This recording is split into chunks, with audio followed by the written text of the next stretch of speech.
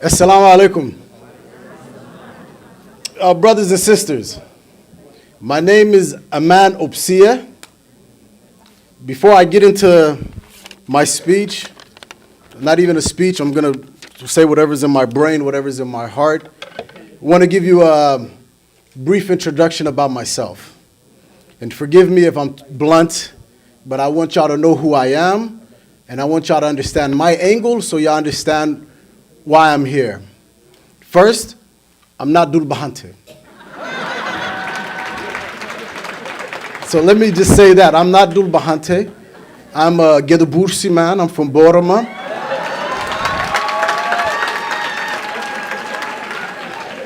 And the reason I brought up the tribe is because this is not about tribe. This is about ideology. It's about unionism versus secessionism. It's about, should Somalia be one or should Somalia be 10? It's not about two, because if Somaliland succeeds, a lot of other people are going to succeed. We will become the new Yugoslavia. So it's not about tribe, it's about ideology, unionist versus secessionist. So that's why I brought up my tribe. Secondly, as the brother said, I was born and raised in America. I was born in this country, I was raised in this country. If I was born in America, raised in America, if I was a commodity, I would have stamped on my forehead, made in America. But I'm very much Somali. I've been back home, I've been to BORAMA 3 times in 10 years. So I'm very much Somali. And lastly, I am the first Somali American to get a Juris Doctorate from the University of Minnesota Law School.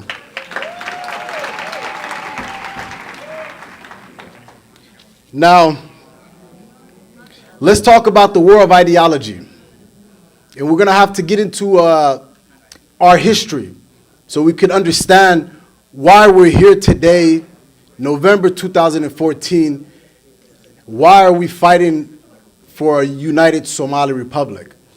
So, our flag right here, a beautiful flag, probably the most beautiful one, has a white star on it with 5 points. We all know what the flag means, but just to refresh our memory, the white star represents the 5 colonial territories, and that white star represents the birth of Somali Wayne. If you look at Somaliland's flag, they have a star with 5 points, but it's not a white star, it's a black star.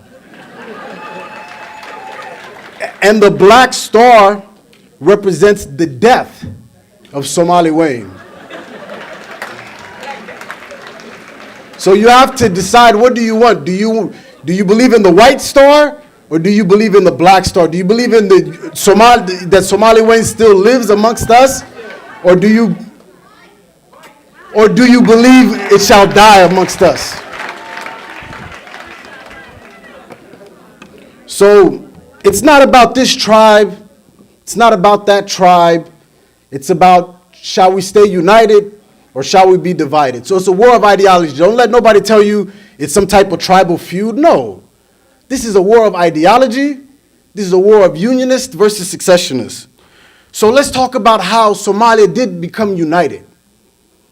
Let's talk about history.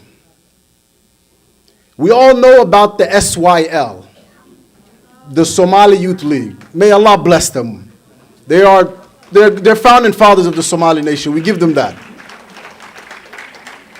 But there's another group who's not spoken about in our history too much. But their contribution to Somalia, their contribution to the Somali nation was probably greater than any other group, not taking anything away from the SYL. But how many of you know about the USP, the United Somali Party? Now, the United Somali Party, there was 2 groups. As we know, what we know as Somalia today was 2 colonial territories. There was British Somaliland, and there was Somalia Italiana. They say Italian Somaliland, but Italians don't speak English, they speak Italian. And so in the Italian language, it was called Somalia Italiana. And we were from British Somaliland, okay? So these two groups came together to make the Somali Republic. So how did that happen? In British Somaliland, there was two groups. There was something called the SNL, Somali National League. Later, they would become the SNM. And then there was the USP, the United Somali Party. Okay? Now, what did the United Somali Party do? They were the ones who actually said, let us unite the British colony with the Italian colony to make Somaliland. That was the USP. That wasn't no other group. That was the USP. And we all know about the Khartoum II Conference. We know about the Khartoum II Conference. So if there was a Khartoum II Conference, obviously there was a Khartoum I Conference, right? When there's movies, Spider-Man 2, Spider-Man 3, then there was a Spider-Man 1, right? So let's talk about the first Khartoum Conference, because that's not spoken about in our history too much. But that was probably the most important conference in modern day Somali history.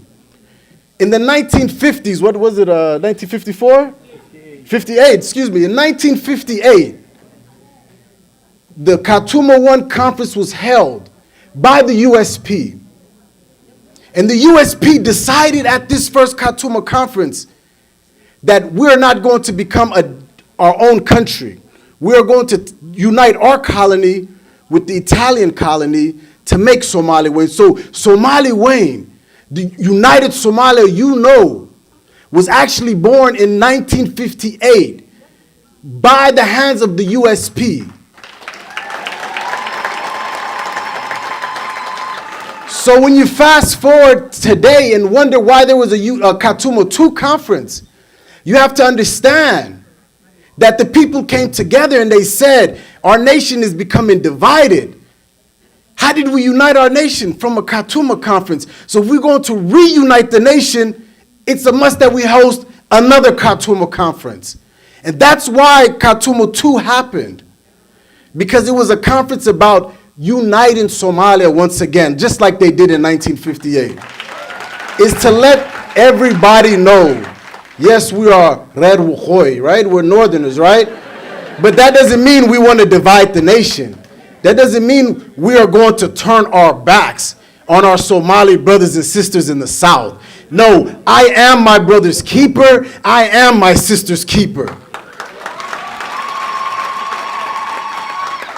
So let us, 5 more minutes. I'll be done literally. So let us speak about how my native city of BORAMA no longer has this beautiful flag with the white star waving in it. Let's speak about why Las Anod no longer has this beautiful flag waving, but instead a black star. Why? It wasn't because we said, we had an election and said, hey, we're replacing the flag. No, in April 1991, the SNM came to BORAMA with a gun in our face and said, hey, put down that flag, put up our flag. In October 2007, they came to Las Anod, they put a gun in your face and they said, put down that flag, put up our flag. It was through the barrel of the gun. It wasn't freedom of choice. It wasn't on our own will, in our own volition. They put a gun to our face. They put a gun to our face.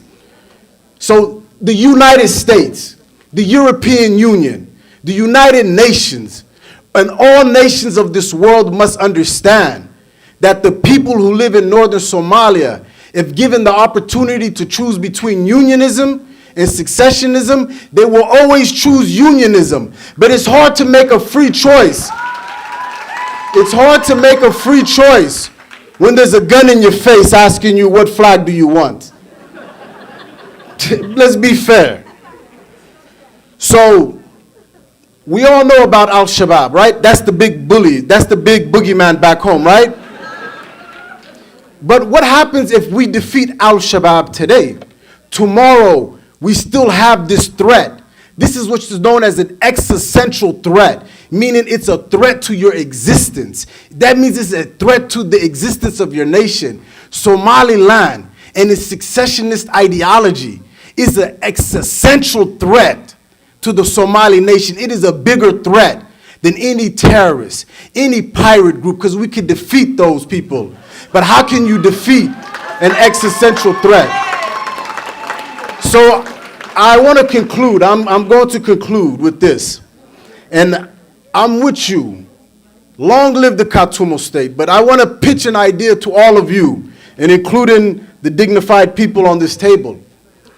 We are the children, the people of BORAMA, the people of Las Anod, the people of Las Qoray. We are the children of the United Somali Party. Okay? The Constitution of Somalia right now says that 2 regions must unite to make a federal state. We know this. This is not a secret. We know. But when you read the Constitution, under my legal analysis, something that's known as canons of construction, when you read the Constitution, it doesn't say that these 2 provinces have to be adjacent, meaning right next to each other like Minnesota and Wisconsin. It just says 2 provinces.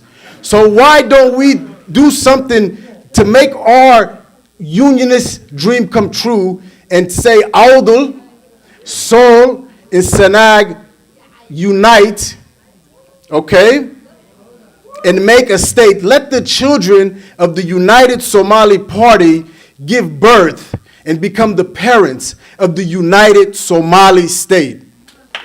Think about it. Because now we could go to the Somali federal government in Mogadishu. We could go to the government and say, look at your constitution. It says 2 provinces or more. We have 3 provinces, AWDAL, Seoul, and Senag, and we want to make the United Somali State. Let the capital be Taleh, which was the capital for Saidka, or let it be Zayla, which was the capital for Ahmed Gurey. That's your choice. But brothers and sisters, don't stop the fight. Through struggle comes victory. Through struggle comes victory. And the Somali people, we've struggled so long, it is time for victory. Long live the Somali people. Long live the Somali nation. And long live Somali Wayne. Assalamu alaikum. صاحبك